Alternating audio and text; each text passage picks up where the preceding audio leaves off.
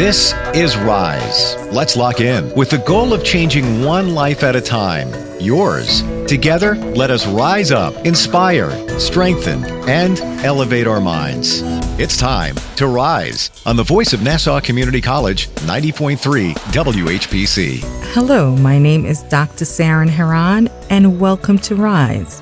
Today we're going to talk about biases and discuss unconscious biases to help bring about awareness. It is essential to be able to acknowledge your own biases and conquer them. Today we're talking with Sara Ting, graduated from Boston University. She is a diversity and inclusion educator, speaker, consultant, and author of Small Box with Big Idea, The Key to a Fulfilling Life, Self-Awareness. She is also the founder and president of World Unity, Inc., a nonprofit dedicated to elimination of all forms of bigotry and how to rise and overcome them.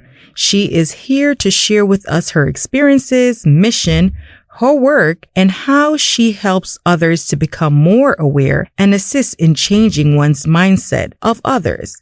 Sara Ting, welcome to Rise here on the voice of Nassau Community College, 90.3 WHPC. Thank you so much, Dr. Heron. It's an honor to be here with you. And I applaud you and all the educators for educating the future leaders and workforce. Thank you so much. So tell us a little bit about your background. I know you're a first-generation Chinese. When I grew up in this country, Dr. Heron, the U.S. population at the time was about 152 million. The Asian American population for the entire country was about a little bit over 330,000 for the entire country. So, needless to say, I knew what it felt like to be the only one. Share with us your experience while growing up in your community. What was that like for you? Well, clearly, most of the young people that I was surrounded by did not look like me. I would say 99% of the time, they did not look like me. So I was not looking for someone to look like me, because if I did, I would have been alone all the time. So I was looking for people and assessing the person, like, who is this person? And their values. Was this a person who was kind, was good, wasn't mean? Because you're a child, you know. And we all know as children, sometimes we can be mean to one another. And we have the bullies in the schools. So I was looking to hang out with kids who were nice, friendly, kind, welcoming. And those are the qualities we all need to be looking at, not just as a child, but as an adult. However, to look for those qualities, we've got to be grounded in our humanity, because, Dr. Heron, think about this. We have more than one identity. There's your race, your sexual orientation, your economic identity, your religion or non-religion, your sexual orientation, and your political identity. Forgiveness, compassion, empathy doesn't live in those identities, do they, Dr. Heron? I don't think so. They live in your humanity. Right, Dr. Heron? Agreed. And that's where we need to be rooted, in our humanity, so we can offer empathy, forgiveness, kindness, compassion. They don't live in your race. They don't live in your sexual orientation, your gender, your political identity. They live in your humanity. That's where we need to be rooted. Agreed. Tell me about some of your biases that you've experienced, and how did it affect you? Well, I actually was talking to a friend. This was decades ago. And she asked me a simple question. Well, Sara, how do you know that people might be judging you because you're Asian or have biases? And I paused and I thought to myself, well, yeah, that's a good question. How do I know? And I came to this awareness that, well, because I actually have done it myself. And I actually wrote a poem about it. May I share it with you? Sure. It's called Growing Up as a Chinese American, Being Chinese American. As I walk down the street, I see rows of white faces with round eyes. These eyes march by me, looking straight ahead. No acknowledgement of my humanness. Am I invisible? No response to my smile. Am I ugly? No response to my hello. Gee, have I done something wrong? Oh no, I forgot. My eyes are slanted. Friends tell me you shouldn't assume all people are looking at you with racist eyes. And how do you know some of them are judging you because you're Asian? I know, because I've rejected Asians too. And I can tell you, Dr. Heron, I remember exactly where I was when I had this awareness. I was in an elevator. Nobody knows anybody. And in the left corner, there was a gentleman who was speaking with a very, very heavy Asian accent. And I found myself wanting to distance myself from him. That's how I knew, like, whoa, what's going on with me? Then another story, really dramatic story. Can I tell you? Sure. At the time, I was the, I guess you can say, the concierge or the hostess for a upscale restaurant. I kind of fit the image, exotic, Kentucky ports. And I'm standing there waiting for the guests to arrive. And this young lady starts walking towards me. She's Asian. And I'm feeling really excited because remember, there weren't too many Asians when I was growing up. So I'm thinking, wow, great, a sister. She comes and I just happened to ask her, gee, are you Chinese? And she said, no, she was Japanese. And then I felt this rush of anger rising up inside of me. And I literally had to step away. And I said to myself, whoa, where is this coming from? And then I realized my father, because he lived during World War II, where Japan was bombing China, defenseless China, and people had to run into the caves to hide. So my father experienced his country being devastated by Japan, and he passed on this hatred that he had onto his children, and I didn't realize it. And I don't blame him that he had these feelings. He obviously had to come to some terms with it. And so that was another time when I experienced my feelings towards Japanese American. So, Sara, I'm just interested. Do you think we all have unconscious biases? Speak to me a little bit about that. Absolutely. We all do have them. It's impossible to have no unconscious biases. That is impossible. We all have it. Now, here's the important point, Dr. Heron. Nobody is a terrible human being. It's part of the human conditioning. I think if we can take the stigma away from it so that we all can take the time to work on ourselves and not condemn each other if we make a racist comment, because people weren't born that way. They learned it. And so they have to unlearn these terrible biases that not only hurt the other person, but they don't realize it hurts themselves. Do you know how it hurts a person, Dr. Heron? When a person has a bias, how does it hurt the person? You go ahead and you explain to us. It stops you from growing personally and professionally, especially professionally. If we think about it, if somebody wants to be like a project manager, head of a department, or even maybe the president of an organization, you can't say, well, I can only lead people who look like me, or I can only manage a project and work with a team of people who look like me or have the same sexual orientation as me or the same religion. You can't do that. And let's remember, everyone is a human being first. All the differences in the person is the beauty of who this person is. It's the beauty of who the person is. It hurts the person by limiting their growth personally and professionally. Agreed. So, Sara, I have one question for you that I know you're passionate about what you do, but why did you want to become an educator for diversity and inclusion? Thank you for asking that question. This industry did not exist when I graduated from college, Dr. Heron. So for me, it really was an organic process. I was led into it. The organization that I founded in 1993, I will say that I actually had to commit myself to it at least 3 times. It's not easy work. It's very difficult. However, if you take it one day at a time and focus on the positive, like meeting leaders like you, that's what keeps me going. is meeting the people who want to make a difference, who want to make the world a better place. We energize each other. We support each other. And we have to continue to remind ourselves that those of us who are not aware, we cannot judge them.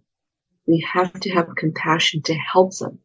It's not going to help them change if we condemn them and call them labels, put labels on them. How is that going to help them? It's not. It's only going to push them back and not want to grow and learn. You are listening to Rise on the Voice of Nassau Community College, 90.3 WHPC.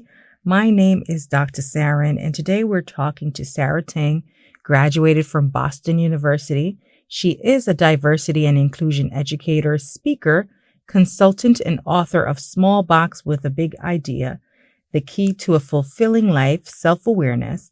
She is also the founder and president of World Unity, Inc., a nonprofit dedicated to elimination of all forms of bigotry and rise and overcome them. So, Sara, I know you want to help people as it relates to educating others about diversity and inclusion in the healthcare industry. It is also a current topic. I know you do workshops. Tell us a little bit about your workshops that you do. Yeah, I'm glad you brought that up, Dr. Heron, because you're right. Healthcare disparities is a big, big challenge in the healthcare industry. And you may be aware of this, that Black babies are dying at a higher rate than white babies. And again, it goes back to what you said earlier. It is about self-awareness and bringing to people's attention tools that can help them become more self-aware. So I also had the honor to give a TED Talk. And this TED Talk is under 10 minutes. It's about a little bit over 9 minutes. And I have been presenting it as a DEI resource tool. It's free, Dr. Heron. It doesn't cost 1 penny. Many healthcare professionals, including doctors, have watched it and gave it great reviews. One doctor, she actually said to me, "How can I help? How can I help?" Another doctor said that when he watched it, it was so powerful. The reviews that I've gotten from people in healthcare is astounding. And this costs nothing. What this requires, Dr. Heron, is called leadership, a commitment to valuing all people, a commitment to giving healthcare professionals the tools so that they can become more self-aware. And the other critical piece to this, Dr. Heron, is when you go through any kind of diversity inclusion training, you have to be willing to be uncomfortable. You don't grow from comfort. It's a basic to any kind of learning, whether it's DEI or math.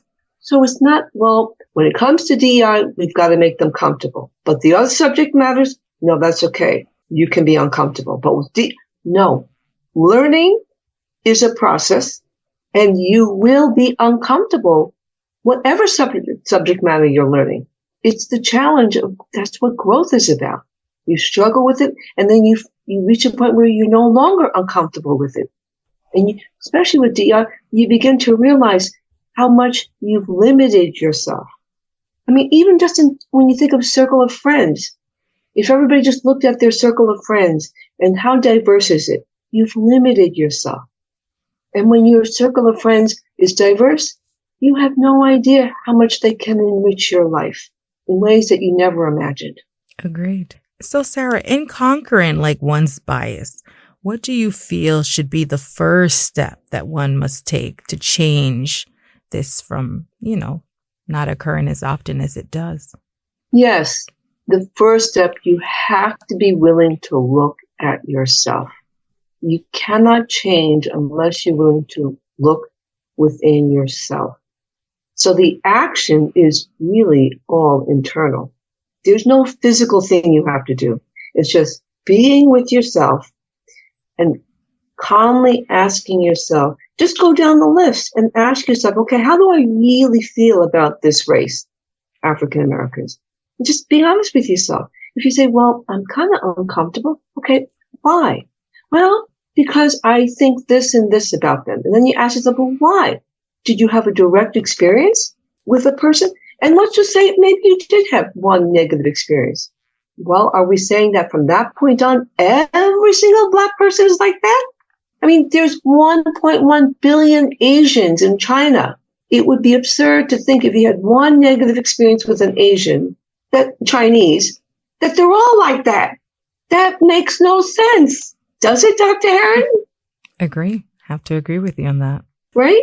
It doesn't make any sense. So again, to your question, the first step, we have to be willing to look at ourselves. And then the second step, you have to be okay with being uncomfortable. So what you want to focus on is what's on the other side of this process. It's called growth. That's what's on the other side. And so that you won't have to feel uncomfortable. If you go somewhere socially and then retreat because, oh, I'm not comfortable, so you start retreating, right? So that you can feel comfortable wherever you go. You can engage in a conversation with anyone, whether they're Asian, Latino, gay, straight, transgender, Democrat, Republican. I mean, these are people's identities. And everybody is entitled to their identity. You don't have to like every single person, but everybody deserves respect. And everybody deserves an opportunity to be heard and not put in a box. So, Sara, you are the president and founder of World Unity, Inc. 30 years ago, which is a long time. What was your inspiration then and also now? Yeah, what inspired me to create this nonprofit is actually a poem, the sun poem. Are you greater than the sun that shines on everyone? Black, brown, yellow, red, and white. The sun does not discriminate. That poem changed my life, Dr. Heron. And I've been on a journey with that poem since 1985. Can you believe it? Wow, that's a long time. Since 1985. And so that poem was produced into a beautiful, colorful graphic poster, 4 foot by 8 foot, hanging in the lobby of the YWCA in Boston. And an extraordinary story was told to me by a woman how this poem impacted her. When she first saw it, Dr. Heron, she actually hated it because the poem opened up the wounds, brought back memories of being discriminated in Boston as an Asian American woman. She hated those feelings and the memory. And she said, Sara, after seeing the poem over and over again, she realized she had to learn how to let go of the past and forgive. She learned forgiveness. How powerful, Dr. Heron. And I thought, how many other people are carrying discrimination wounds? How many? And I thought to myself, okay, we need to build a landmark. So this poem will be showcased in it. We need to create an organization so that this will be the major initiative of the organization. And that's how World Unity Inc. was founded. Because of that one story, it made such a powerful impact on me. And then other stories came to me, Dr. Heron, like a person learning humility. This was in a hospital. She received magnets of this because she wanted to give them out to the healthcare professionals, 500. And she said when she first read the poem, she was startled. She thought the poem was saying to her, who do you think you are? She thought it was challenging her. Right. She read it a second time and she said she was humbled. How do you teach humility, Dr. Heron? Because that is part of the problem. We all have to put our egos aside, our pride aside, and be willing to look ourselves. And again, no one is a terrible human being. We've learned these terrible things and, the stereotypes of different groups that keep getting perpetuated on social media, in films, culture. And those stereotypes, I hate to say it, they're never going to go away. Especially with social media, they're only going to get amplified. You are listening to Rise on the Voice of Nassau Community College, 90.3 WHPC. My name is Dr. Saran Heron, and today we're talking with Sara Ting, graduated from Boston University. She is a diversity and inclusion educator, speaker, consultant, and author of Small Box with a Big Idea, The Key to a Fulfilling Life, Self-Awareness. She is also the founder and president of World Unity Inc., a nonprofit dedicated to eliminating all forms of bigotry and rise and overcome them. So Sara, I know we've been talking and I have, it's just burning for me to ask you, what are some advice for someone listening who is experiencing unfair treatment? How would you encourage them to rise above that? First of all, when you receive unfair treatment, it feels really bad. And so, number one, you've got to heal that wound. And you can't expect that the person is going to apologize. If they do, that's great. But if they don't, you have to know how to heal that wound of being treated unfairly. You have to acknowledge how you're feeling, and then you have to let go of it, because it's not going to serve you holding on to that wound of being treated unfairly. And you have to take the higher ground. Michelle Obama, First Lady, she said it many times, take the higher road. She's correct. And when you take the higher road, sometimes people, their conscience, may come back to apologize to you. I've had it happen to me twice. When someone called me 5 years later and apologized to me because they were screaming at me, yelling at me. And then another time, 2 years later, but the 5-year one, can you imagine 5 years later? Right. Someone calling you back to apologize. So when a person is treated unfairly, yes, acknowledge what you're feeling, assess the situation, and if the person comes to apologize to you, great. But if they don't wait until the person apologized to you to let go of that feeling. Think about Nelson Mandela, who sat in the prison cell for 27 years. How unfairly he was treated for 27 years. And when he left the prison, he understood. If he held on to all that anger, 27 years, then the people who put him there would have won twice while he was in prison. And now he's out of prison. And now his whole being is still filled with anger and rage. He's not at peace with himself. They would have won twice. Does that make sense, Dr. Heron? Sure. I'm listening and learning a lot from you. And I just want to know, why do you feel individuals need to conquer their biases in order to move forward? What negative impact does that have? I know you just gave some examples, but from your personal experience. Well, first of all, it's not, if anybody's really, really honest with themselves, it is not a good feeling. When you're holding on to grudges, biases, being treated unfairly, it really isn't healthy for your soul and for your heart. You want to wake up every day, embracing the day, feeling joyful, feeling peaceful, calm, ready to take on whatever challenges you have that day. You're not going to be ready to take on the challenges if you're already filled with anger, turmoil, unrest inside of you. It'll spill over into the day, into your conversations. And then maybe a dear, dear close friend might say, hey, is everything okay? What's going on? And that, to me, if a dear friend of yours can point that out to you, we all need friends like that who can just gently bring you aside and say, is everything okay? Because they know the kind of person you are. They know that you don't speak in a way that's disrespectful or unkind or spew anger and hatred towards anybody. So it really, at the end of the day, and I don't think people realize this, you're only hurting yourself when you hold on to your biases, you don't check them, and you're just hurting yourself, your own personal growth and professional growth. Now, Sara, share what resources do you have available, or for someone listening that you could share, what resources do they have available in terms of diversity and inclusion that they could use to help them, navigate society? Yes. Well, I have 3 books, and you mentioned them, 3 books. The one small book, they're a series, small book with a big idea. The first one, 5-minute training to empower you and transform the world. The whole book only takes 25 minutes or less to read, the whole book.